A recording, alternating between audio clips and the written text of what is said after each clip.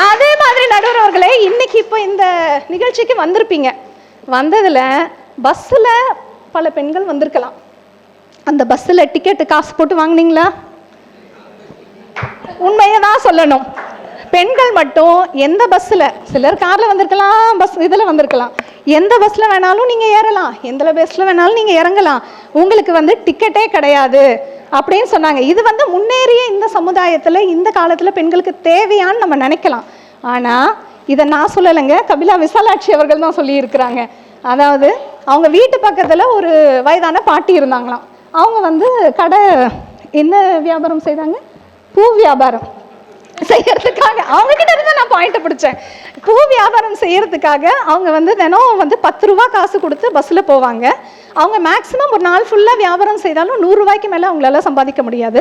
திரும்ப 10 ரூபா கொடுத்து தான் வீட்டுக்கு வரணும். அந்த 20 ரூபாவை அன்னைக்கு அவங்க சேவ் பண்ணாங்கன்னா 4 இட்லியை சாப்பிட்டு நிம்மதியாக படுத்து தூங்குவாங்க. இதை நாடு கொடுக்குதா, வீடு கொடுக்குதா?